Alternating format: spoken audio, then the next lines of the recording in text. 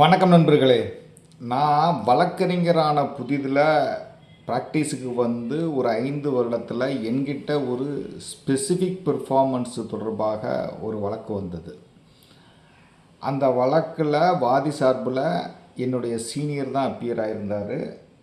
பிரதிவாதிக்காக நான் அப்பியர் ஆகியிருந்தேன் அப்போவே.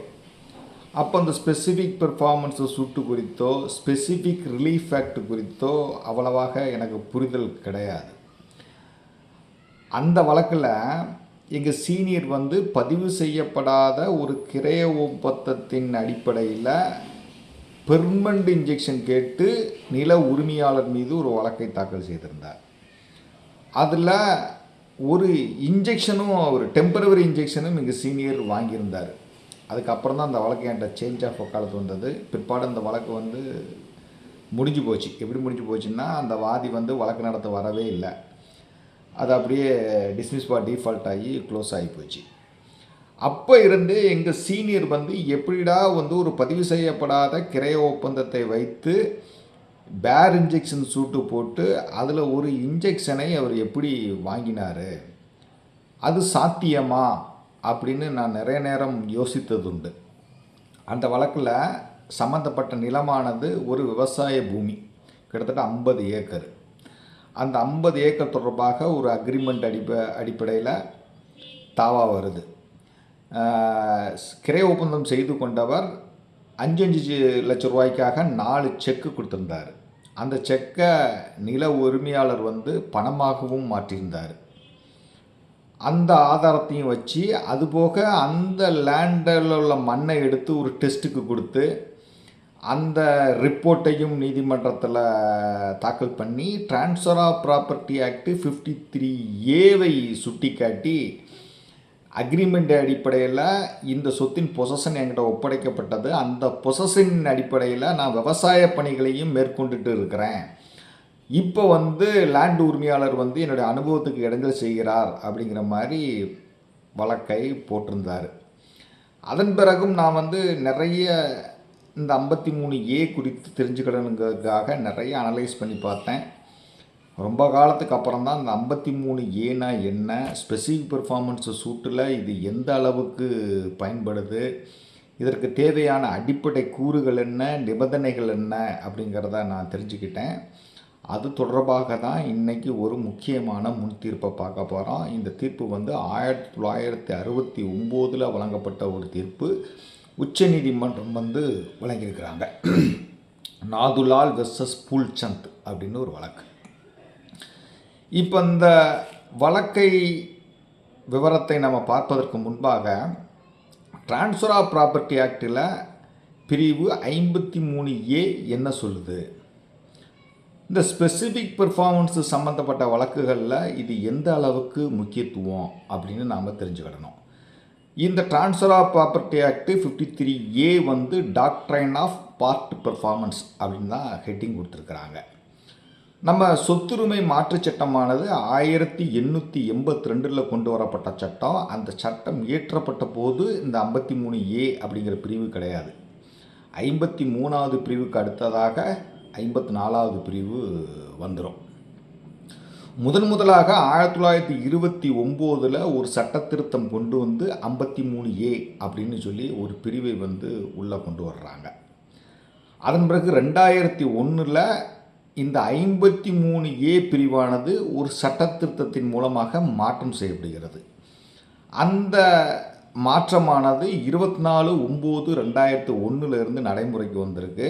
அந்த சட்டத்திருத்தத்தின் மூலம் 2001 வந்த சட்டத்திருத்தத்தின் மூலம் என்ன சொல்லிட்டாங்க அப்படின்னா, பிரிவு 53Aக்கு கீழே சேல் அக்ரிமெண்ட் அடிப்படையில் கொடுக்கப்பட்ட சொத்தின் சுவாதீனத்தை நீங்கள் பாதுகாக்க வேண்டுமானால் அந்த சேல் அக்ரிமெண்ட் கட்டாயமாக பதிவு செய்யப்பட்டிருக்கணும் அப்படின்னு சொல்லிட்டாங்க. அப்போது நீங்கள் 53A பிரிவின் கீழ் சேல் அக்ரிமெண்ட் அடிப்படையில் உங்கள் வசம் உள்ள சொத்தை நீங்கள் பாதுகாக்க வேண்டுமானால் 2001க்கு அப்புறம் உள்ள அக்ரிமெண்ட் வந்து கட்டாயமாக பதிவு செய்யப்பட்டிருக்க வேண்டும். குறிப்பாக 24/9/2001க்கு பின்பாக உள்ள அக்ரிமெண்ட்ஸ் எல்லாம் கட்டாயமாக பதிவு செய்யப்பட்டிருந்தால்தான் பொசஷன் கிளைம் பண்ண முடியும். இப்போ ட்ரான்ஸ்ஃபர் ஆஃப் ப்ராப்பர்ட்டி ஆக்ட் பிரிவு 53A கீழே பொசஷனை கிளைம் பண்ணலாம்னு சொல்லிட்டேன். எப்படி கிளைம் பண்ணலாம்? நமக்கு சேல் டீடு எழுதி தரல, அவர் வந்து நமக்கு சேல் அக்ரிமெண்ட்டு தான் எடுத்து கொடுத்துருக்காரு. நம்ம ஃபுல் கன்சிடரேஷன் பே பண்ணலை, நம்ம அட்வான்ஸ் தான் கொடுத்துருக்கோம். அந்த அட்வான்ஸ் கொடுத்ததன் அடிப்படையில் பொசன் நம்மக்கிட்ட வந்துடுது. இப்போ ஓனர் வந்து நமக்கு கிரையம் கொடுக்க மாட்டேன் அப்படின்னு சொல்லி கிரையம் எழுதி கொடுக்க மறுக்கிறார். நான் உனக்கு சேல் அக்ரிமெண்ட் தான் எழுதி கொடுத்துருக்கேன், சேல் எழுதி கொடுக்கல, அதனால் நீ வந்து இடத்த காலி பண்ணுன்னு சொல்கிறாரு. ஆனால் நாம் சொத்தை கிரையம் முடிக்க தயாராக இருக்கிறோம். இப்போ நம்ம பொசஷனை எப்படி பாதுகாத்துக்கிறது அப்படிங்கிறத பற்றி தான் இந்த சட்டப்பிரிவு மிக தெளிவாக பேசுது. குறிப்பாக இந்த ட்ரான்ஸ்ஃபர் ஆஃப் ப்ராப்பர்ட்டி ஆக்ட் பிரிவு 53A என்ன சொல்லுதுன்னா, சொத்தின் உரிமையாளர் ஒருவரிடம் சேல் அக்ரிமெண்ட் செய்து கொண்டு அந்த அக்ரிமெண்ட்டின் அடிப்படையில் சொத்தின் அனுபவத்தையும் ஒருவரிடம் ஒப்படைத்த பிறகு சேல் டீடு எழுதப்படவில்லை அப்படிங்கிற ஒரே காரணத்தை மட்டும் பயன்படுத்தி வாங்குபவரை வெளியேற்ற முடியாது அப்படின்னு சொல்லிடுறாங்க. அடுத்ததாப்பில் ஒரு வரி என்ன போட்டிருந்தாங்க, தேவையான நிபந்தனைகள் பூர்த்தியாகி இருந்தால் அப்படின்னு ஒரு வார்த்தை இருக்குது. அப்போ நாம் இதிலேருந்து என்ன தெரிஞ்சுக்கிடணும், 53Aயின் கீழ் ஒரு அக்ரிமெண்ட் அடிப்படையில் ஒரு சொத்தின் சுவாதீனம் நம்மக்கிட்ட ஒப்படைக்கப்பட்டிருந்தால் கிரையப்பத்திரம் பதிவு செய்யலை அப்படிங்கிறதுக்காக மட்டும் நம்மளை வெளியேற்ற முடியாது. ஆனால் அது நிபந்தனைக்கு உட்பட்டது. அந்த கண்டிஷன் என்ன அப்படிங்கிறத தான் உச்சநீதிமன்றம் அந்த நாதுலால் வெர்சஸ் பூல்சந்த் அப்படிங்கிற வழக்கில் வந்து அழகாக தெளிவுபடுத்தியிருக்கிறாங்க. இந்த வழக்கில் மொத்தத்தில் ஒரு 6 கண்டிஷன் சொல்கிறாங்க. 6 கண்டிஷன் என்ன அப்படிங்கிறத நான் சுருக்கமாக உங்களுக்கு சொல்கிறேன், உங்களுக்கு ஈஸியாக புரிஞ்சுக்கணும். முதல்ல என்ன செய்யணும்னா, சொத்தை மாற்றுவதற்கான ஒரு ஒப்பந்தம் இருக்க வேண்டும். அந்த ஒப்பந்தமானது கன்சிடரேஷனுக்கு மாற்றுவதாக இருக்கணும். அப்போ இது என்ன சொல்கிறாங்க, ஒரு அக்ரிமெண்ட் இருக்கணும். அந்த அக்ரிமெண்ட்டில் கன்சிடரேஷன் விவரம் இருக்கணும். ஏ வந்து சொத்தின் உரிமையாளர் பிக்கு சொத்தை விற்பனை செய்வதாக ஒப்புக்கொண்டு ஒரு ஒப்பந்தம் எழுதுகிறார். கிரையத்தொகை 20 லட்சம் ஃபிக்ஸ் பண்ணிடுறாங்க, அட்வான்ஸ் 15 லட்சம் கொடுத்துட்றாங்க. அப்போ இங்கே என்ன ஆகுது, ஒரு அக்ரிமெண்ட் இருக்குது, அதில் சேல் கன்சிடரேஷன் 20 லட்ச ரூபா இருக்குது, அட்வான்ஸ் பேமெண்ட்டு 15 லட்சம் இருக்குது. அப்போ முதல் அந்த விதிமுறையானது பூர்த்தி ஆகிறது. சொத்தை மாற்றுவதற்கான ஒப்பந்தம் இருக்கணும், அந்த ஒப்பந்தம் கன்சிடரேஷனுக்கு மாற்றுவதாக இருக்க வேண்டும். ஒன்று. ரெண்டாவது என்ன சொல்கிறாங்கன்னா, அந்த ஒப்பந்தம் எழுத்துப்பூர்வமாக இருக்கணும். அந்த ஒப்பந்தத்தில் அந்த லேண்டு உரிமையாளர் கையெழுத்து செய்திருக்க வேண்டும் அப்படின்னு சொல்கிறாங்க. அப்போ இதிலேருந்து நமக்கு என்ன தெரியுது, ஓரல் அக்ரிமெண்ட்டை 53Aக்கு பயன்படுத்த முடியாது. சேல் கன்சிடரேஷன், அதாவது சேல் அக்ரிமெண்ட் இருக்கணும். அந்த அக்ரிமெண்ட்டில் சேல் கன்சிடரேஷனுக்கு சொத்தை மாற்றுவதாக இருக்க வேண்டும். அந்த ஒப்பந்தமானது எழுத்துப்பூர்வமாக இருக்க வேண்டும். அந்த ஒப்பந்தத்தில் நில உரிமையாளர் கையெழுத்து போட்டிருக்கணும் அப்படின்னு சொல்லிடுறாங்க. அடுத்து 3வது ஒரு விதிமுறை என்ன அப்படின்னா, அந்த ஒப்பந்தத்தில் டிரான்ஸ்ஃபருக்கு தேவையான டெர்ம்ஸ் தெளிவாக இருக்கணும், கண்டிஷன் தெளிவாக இருக்கணும் அப்படின்னு சொல்கிறாங்க. உதாரணமாக, எந்த சொத்து, யார் யாருக்கு மாற்றுகிறார்கள், என்ன கன்சிடரேஷன், எந்த டிரான்சாக்ஷன் அப்படிங்கிற விவரம் இருக்கணும். சொத்தே இல்லாமல் ஒரு அக்ரிமெண்ட் போட்டிருந்தால் எந்த சொத்துக்கு நம்ம 53Aவை பயன்படுத்துறது? அதனால் அந்த ஒப்பந்தத்தில் டெர்ம்ஸ் வந்து மிக தெளிவாக இருக்கணும். பார்த்த உடனேயே கண்டிஷன் வந்து இப்படி இருக்குது அப்படிங்கிறது வந்து அந்த ஒப்பந்தம் வந்து தெளிவுபடுத்த வேண்டும் அப்படின்னு சொல்கிறாங்க. 4வதாக என்ன சொல்கிறாங்க அப்படின்னா, ஒப்பந்தத்தின் பார்ட் பெர்ஃபார்மன்ஸாக பொசஷன் கொடுக்கப்பட்டிருக்க வேண்டும் அப்படின்னு சொல்கிறாங்க. இதுதான் இந்த 53Aவினுடைய முக்கிய பகுதி. இதை எப்படி புரிஞ்சு கொள்ளணும் அப்படின்னா, ஏ தனது சொத்தை பிக்கு விற்பதாக ஒப்புக்கொண்டு ஒரு ஒப்பந்தம் செய்கிறாரு. கிரையத்தொகை 20 லட்ச ரூபா. பி கிட்ட இருந்து ஏ 15 லட்ச ரூபா அட்வான்ஸ் வாங்கிடுறார். ஏ அந்த ஒப்பந்த தினத்தின் அன்றே பொசஷனை பி கிட்ட கொடுத்துட்றார். பியும் சொத்தின் சுவாதீனத்தை பெற்றுக்கொள்கிறார். அப்போ இங்கே என்ன ஆகி போச்சு, சேல் அக்ரிமெண்ட் இருக்குது, சேல் கன்சிடரேஷன் இருக்குது, சொத்து விவரம் இருக்குது, ஒப்பந்தமானது எழுத்துப்பூர்வமாக இருக்குது, பொசஷனும் ஒப்படைக்கப்பட்டிருக்கு. அப்போ 53A வந்து அப்ளிகபிள் ஆகிறது.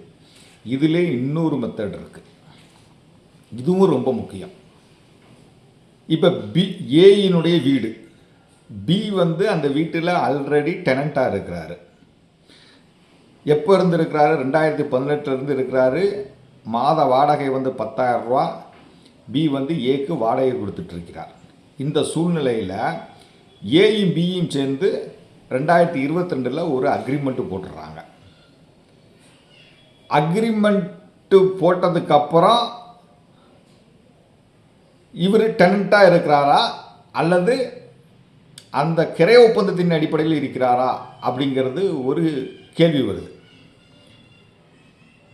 இப்போ பி வந்து டெனண்ட்டாக இருக்கிறாரு, 2022 அக்ரிமெண்ட் போடுறாரு. அந்த அக்ரிமெண்ட் போட்ட சமயத்தில் அந்த பி அந்த சொத்தில் எந்த அடிப்படையில் சுவாதீனத்தில் இருக்கிறாரு? வாடகைதாரர் அப்படிங்கிற அடிப்படையில் சுவாதீனத்தில் இருக்கிறார். இப்போ பி வந்து நான் வந்து வாடகைதாரராக இருந்தேன், இப்போ நான் அக்ரிமெண்ட்டு போட்டுட்டேன், அதனால் அக்ரிமெண்ட் அடிப்படையில் நான் பொசஷனில் இருக்கேன், அதனால் 53Aக்கு கீழே என்னுடைய பொசனை பாதுகாக்கணும்னு கேட்க முடியுமானா கேட்க முடியாது. அப்போ அந்த அக்ரிமெண்ட்டில் என்ன கண்டிஷன் இருக்கணும்? ஏற்கனவே பி வந்து இந்த சொத்தில் டெனண்ட்டாக இருக்கிறார். இந்த அக்ரிமெண்ட் மூலமாக நான் அவர்கிட்ட வந்து சொத்தை விற்பதாக ஒப்புக்கொண்டு ஒரு அக்ரிமெண்ட் போட்டிருக்கிறேன். இனிமேல் பி டெனண்ட்டாக இருக்க வேண்டியதில்லை. இந்த அக்ரிமெண்ட்டின் அடிப்படையில் இனிமேல் அவர் ஒரு பர்ச்சேசராக அந்த சொத்தில் தொடர்ந்து இருந்துட்டு வரலாம், எனக்கு வாடகை அதுவும் அவர் செலுத்த வேண்டியதில்லை அப்படின்னு சொல்லி இந்த அக்ரிமெண்ட்டில் எழுதியிருந்தால் அது பார்ட் பெர்ஃபார்மன்ஸ். அதாவது ஏற்கனவே பி பொசஷனில் இருக்கிறாரு, இப்போ இந்த அக்ரிமெண்ட்டின் அடிப்படையில் அவருக்கு பார்ட் பெர்ஃபார்மன்ஸ் வந்துடுது. அப்போ ஏற்கனவே வந்து பி வந்து டெனண்ட்டாக இருக்கிறாரு, ஏ வந்து ஒரு அக்ரிமெண்ட் செஞ்சுக்கிறாரு, 20 லட்ச ரூபாய்க்கு 15 ரூபா அட்வான்ஸ் கொடுத்துருக்காரு, 5 லட்ச ரூபா பாக்கியை கொடுக்கணும். இப்போ ஒப்பந்தம் செய்து கொண்டதால் நான் வாடகை கொடுக்க மாட்டேன், சொத்தில் வந்து நான் தான் பொசஷனில் இருக்கேன், இப்போ ஓனர் வந்து எனக்கு கிரையம் கொடுக்க மாட்டேக்காரு, எனக்கு காலி பண்ணுன்னு சொல்லி என்னை மிரட்டுறாருன்னு சொல்லி 53Aக்கு கீழே ப்ரொடெக்ஷன் கேட்க முடியுமானா கேட்க முடியாது. அப்போ என்ன இங்கே நிபந்தனை பூர்த்தியாகணும்? அந்த ஒப்பந்தத்தில் இனிமேல் நீ டெனண்ட்டாக இருக்க வேண்டாம், நீ என்கிட்ட அக்ரிமெண்ட்டு செஞ்சுக்கிட்ட, நான் உன்கிட்ட அட்வான்ஸ் வாங்கிட்டேன், மீதி 5 லட்ச ரூபாயை நீ 2 மாதத்துல என்கிட்ட செலுத்திடு, அது வரைக்கும் நீ வாடகை கொடுக்க வேண்டியதில்லை, நீ இந்த அக்ரிமெண்ட் அடிப்படையிலே பொசஷனில் இருக்கலாம் அப்படிங்கிற அந்த தெளிவான வரையறை வந்து ஒப்பந்தத்தில் இருந்தால் 53A அப்ளை ஆயிரும். இப்போ வந்து நில உரிமையாளர் உங்களை வந்து வீட்டை விட்டு வெளியே துரத்தணும்னு முடிவு பண்ண முடியாது. அக்ரிமெண்ட்டுக்கு முரணாக ஏ வந்து செயல்பட முடியாது. நாம் 53A பிரிவை சுட்டி காட்டி நாம் டெம்பரரி இன்ஜெக்ஷனோ வாங்கலாம். இது 4வது கண்டிஷன். 5வது கண்டிஷன் ஒன்று இருக்குது. என்ன இருக்குன்னா, அந்த கிரைய ஒப்பந்தம் செய்து கொண்டவர் ஒப்பந்தத்தை முன்னெடுத்து செல்லும் வகையில் ஏதாவது ஒரு செயலை செய்திருக்க வேண்டும்னு சொல்கிறாங்க. இப்போ ஏபி உதாரணத்தை எடுத்துக்குவோம். ஏ லேண்ட் ஓனர், பி அக்ரிமெண்ட் செய்து கொண்டவர், 20 லட்ச ரூபாயில் கிரைய தொகை 15 லட்ச ரூபா கொடுத்துட்டாரு, 5 லட்ச ரூபா பாக்கி இருக்குது. ஏ வந்து பொசஷனை வந்து பீட்டை கொடுத்துட்டாரு, பி வந்து முன்னாடி வந்து இடத்த இடித்து ஒரு போர்ட்டிகோ கட்டிட்டாருன்னு வச்சுக்காங்க. இப்போ அந்த அக்ரிமெண்ட்டின் அடிப்படையில் அந்த அக்ரிமெண்ட்டை செயல்படுத்தும் விதமாக பி அந்த சொத்தை தன்னுடைய சுவாதீனத்தில் எடுத்துக்கொண்டு முன்பகுதி இடித்து போர்ட்டிகோ கட்டிட்டார். அப்போ அந்த ஒப்பந்தத்தை அவர் வந்து செயல்படுத்திட்டார். இந்த மாதிரி வந்து ஒப்பந்தத்தை முன்னெடுத்து செல்லும் வகையில் ஒப்பந்தம் செய்து கொண்டவர் ஏதாவது ஒரு செயலை செய்திருக்க வேண்டும். அப்படி செய்திருந்தால் இந்த 53A பிரிவுக்கு கீழே பொசஷனுக்கு ப்ரொடெக்ஷன் கேட்டுக்கலாம் அப்படின்னு சொல்கிறாங்க. 6வது என்னென்னா, ரெடி அண்ட் வில்லிங்னஸ் கட்டாயமாக இருக்கணும். 20 லட்ச ரூபா கிரையத்தொகை, 15 லட்ச ரூபா அட்வான்ஸ் கொடுத்துட்டீங்க, 5 லட்ச ரூபா உங்கள் கையில் இருக்குது, நீங்கள் அந்த 5 லட்சத்தை திருப்பி செலுத்த தயாராகவும் ஆர்வமாகவும் இருக்க வேண்டும். நான் அக்ரிமெண்ட்டு போட்டுட்டேன், உனக்கு 5 லட்ச ரூபா கொடுத்துட்டேன், இனிமேல் 5 லட்ச ரூபா தரமாட்டேன், நீ பொசனை என்கிட்ட கொடுத்துட்டல, இனிமேல் நீ பொசன்கிட்ட வரக்கூடாது அப்படின்னு சொல்லி இந்த பி சொல்லக்கூடாது. அப்போ அந்த 53A கீழே அவர் ப்ரொடெக்ஷன் கேட்க முடியாது. அப்போ ஏ என்ன செய்வார், எங்க 2 மாதம் தான் கண்டிஷன், 2 மாதத்துக்குள்ள இவன் 5 லட்ச ரூபா கொடுத்து எனக்கு கிரையம் முடிக்கணும், ஆனால் 2 மாதம் தாண்டி போச்சு, இவன் 5 லட்ச ரூபா முடிச்சு கிரையம் கொடுக்கல, அதனால் 53A கீழே இவன் ப்ரொடெக்ஷன் கிளைம் பண்ண முடியாது அப்படின்னு ஏ சொல்லலாம். இப்படி 6 கண்டிஷன்ஸ் இருந்தால் பொசஷனை பாதுகாத்து கொள்ளலாம் அப்படின்னு சொல்லி இந்த உச்ச நீதிமன்றம் இந்த நாதுலால் வெர்சஸ் பூல்சந்த் 1969 3SCC பேஜ் நம்பர் 120 அப்படிங்கிற வழக்கில் மிக தெளிவாக தீர்ப்பளிச்சிருக்கிறாங்க. அப்போ சேல் அக்ரிமெண்ட் அடிப்படையில் நீங்கள் பொசஷனை பாதுகாக்கணும்னா முதல்ல என்ன இருக்கணும், ஒரு அக்ரிமெண்ட் இருக்கணும், அந்த அக்ரிமெண்ட்டில் கன்சிடரேஷன் விவரம் இருக்கணும், அந்த அக்ரிமெண்ட் சட்டப்படி கட்டாயமாக பதிவு செய்யப்பட்டிருக்க வேண்டும், அந்த அக்ரிமெண்ட்டின் அடிப்படை அந்த அக்ரிமெண்ட்டில் பொசிஷன் உங்கள்கிட்ட வரணும்னா பார்ட் பெர்ஃபார்மன்ஸுங்கிறது இருக்கணும், அந்த ஒப்பந்தத்தை நடைமுறைப்படுத்தும் வகையில் நீங்கள் ஏதாவது ஒரு செயலை அதில் செய்திருக்க வேண்டும், அதுபோக நீங்கள் மீதி தொகையை ஓனர்கிட்ட கொடுத்து கிரைய முடிக்க தயாராகவும் ஆர்வமாகவும் இருக்கணும். இந்த 6 நிபந்தனைகளும் பூர்த்தியாக இருந்தால் ஸ்பெசிஃபிக் பெர்ஃபார்மன்ஸ் சூட்டில் நீங்கள் சொத்தின் அனுபவத்திற்கு இடையூறு செய்யக்கூடாது அப்படின்னு சொல்லி டெம்பரவரி இன்ஜெக்ஷன், வழக்கு முடிவில் பெர்மனண்ட் இன்ஜெக்ஷன் கேட்டுக்கிடலாம். இந்த நாதுலால் வெர்சஸ் பூல்சந்த் வழக்கின் விவரத்தை நான் டிஸ்கிரிப்ஷன் பாக்ஸில் கொடுக்குறேன், படித்து பாருங்கள், கண்டிப்பாக உங்கள் அனைவருக்கும் பயன்படும். நன்றி.